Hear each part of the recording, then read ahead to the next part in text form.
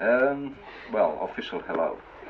New album, Confessions of a Pop Group, or rather, Confession of a Pop Group. Is there ever a pressure to deliver an album? Yes, it is really, isn't it? Yeah, I don't think, not in the sense of meeting a deadline so much as when you've got a specific idea in your head, the pressure of trying to make it actually sound like that. I think that's more of a pressure.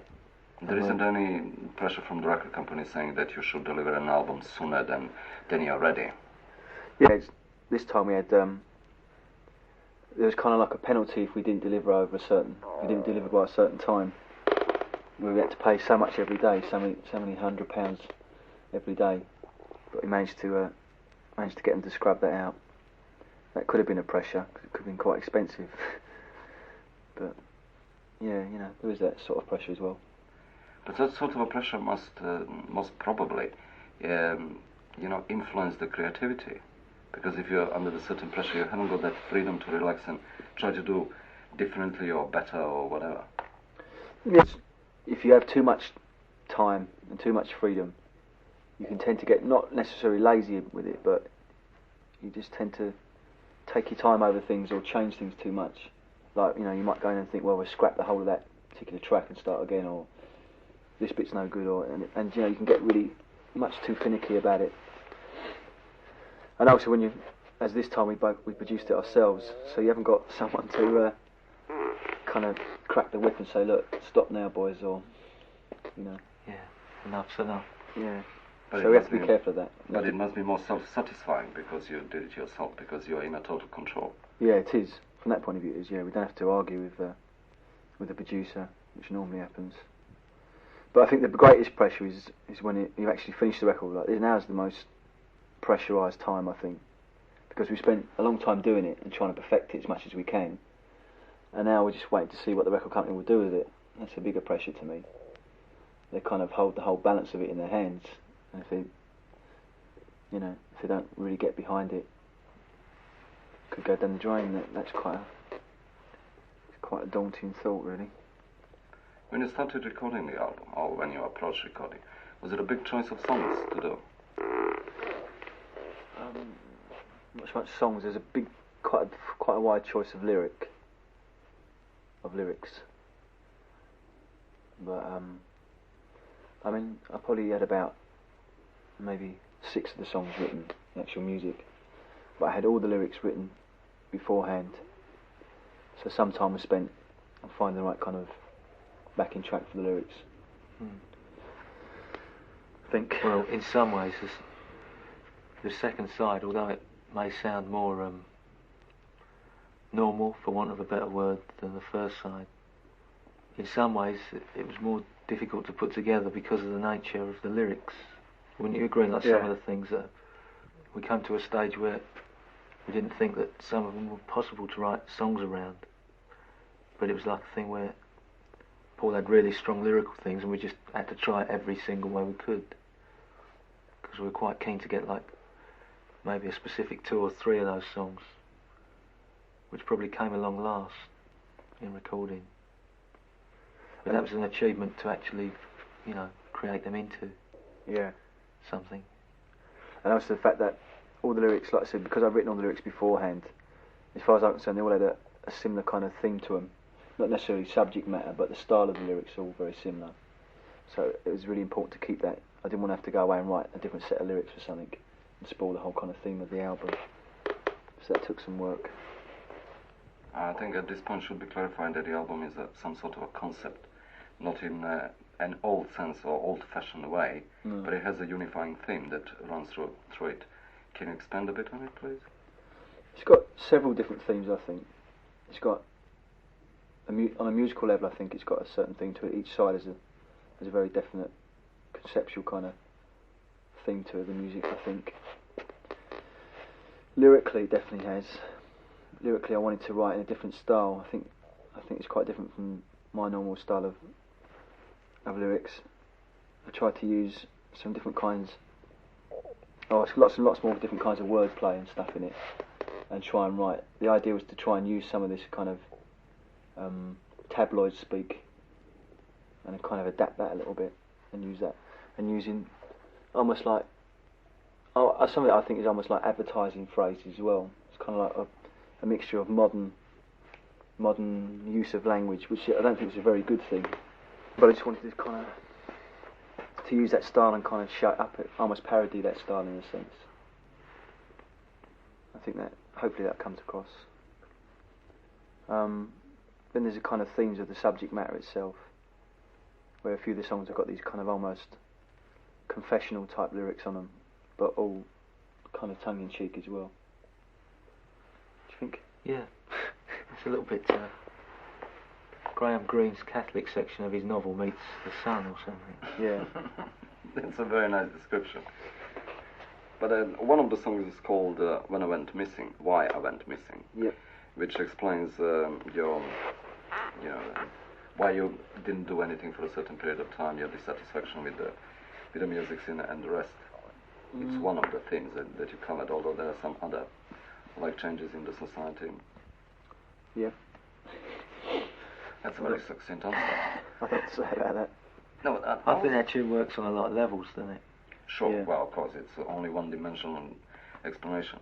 But I was thinking about, you mostly write, by the nature of living here, you write about British society, the changes in British society. Have you ever thought, how does that affect our listener in overseas country?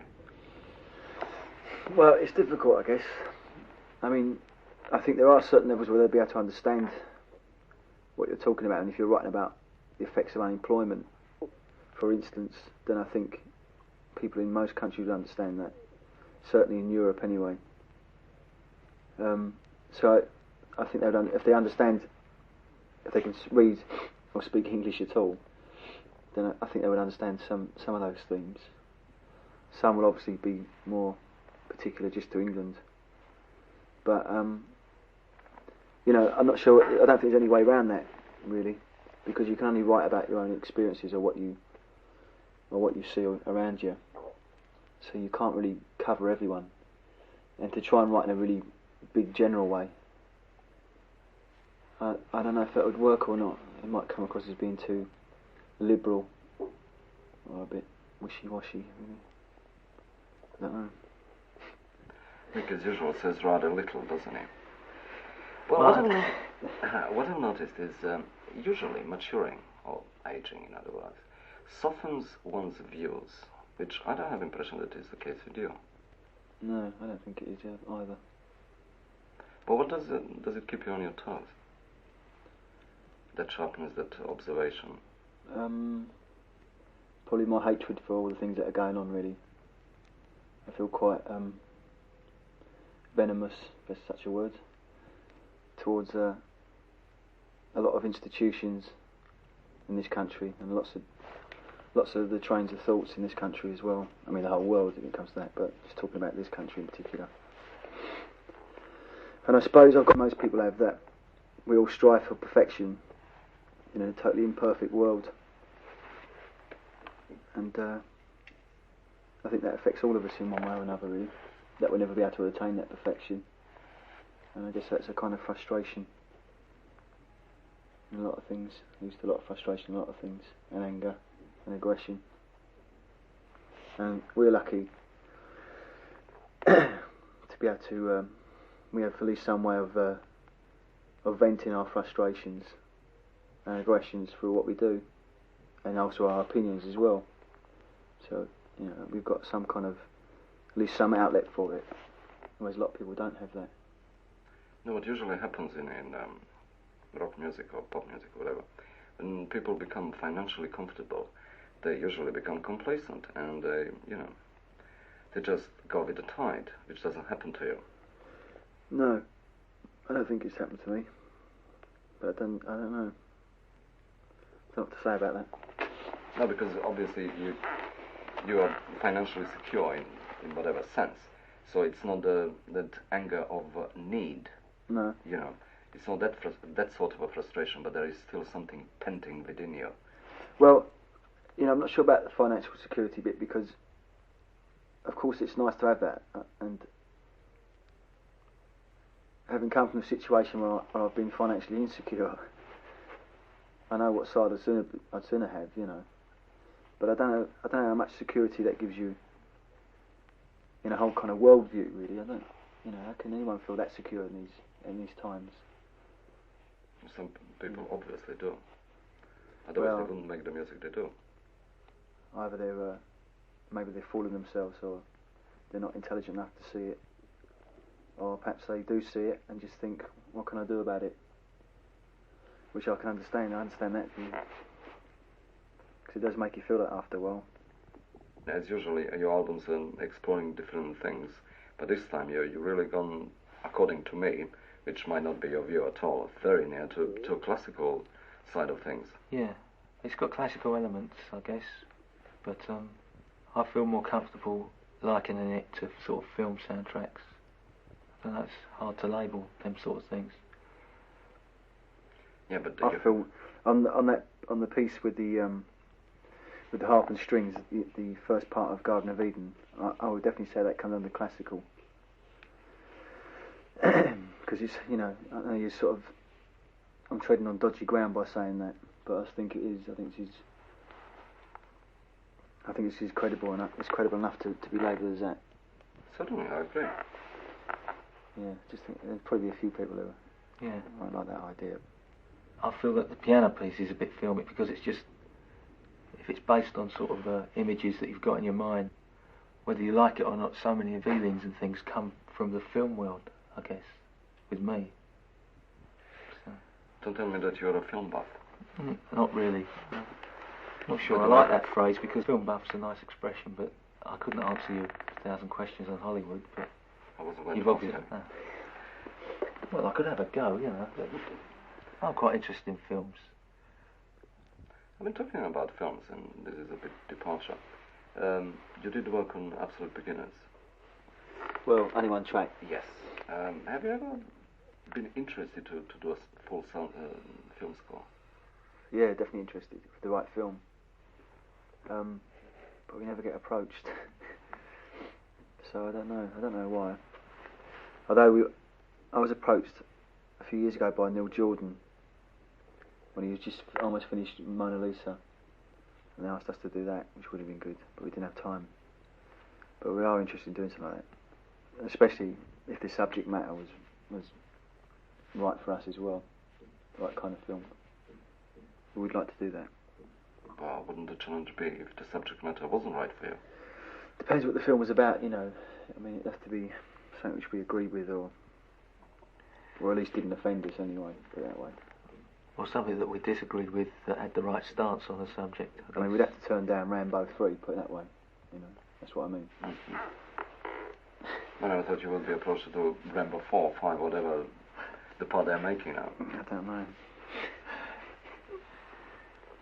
One last thing about the album is the second side ends, I don't know if that is going to be on the album, but some sort of like an outtake, when you have a little surfing sing-along. Oh yeah, that's on the first side of the album. Yeah. That's just our little homage to the Beach Boys. Yeah, it really sounded like a bit. Yeah. He's being kind, I think. No, I'm not. It's really, you know, I mean, the first thing when you hear it, it's, you know, they were the biggest exponents of the genre anyway. Yeah. Well, we're both big fans of the Beach Boys, and it also ties in. It's kind of like a little reprise as well of the first song.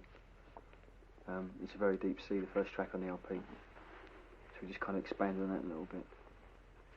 But we feel that, I mean, I think the first track on the album, I think, has got a kind of is a bit of a modern day surf song anyway, really. I think Brian Mills would be quite proud of that one. Probably done it a little bit differently, but... They are an influence in a lot of ways. I mean, not only in that kind of style, I think, because I think they got largely overlooked, but I think, you know, they were as important as the Beatles.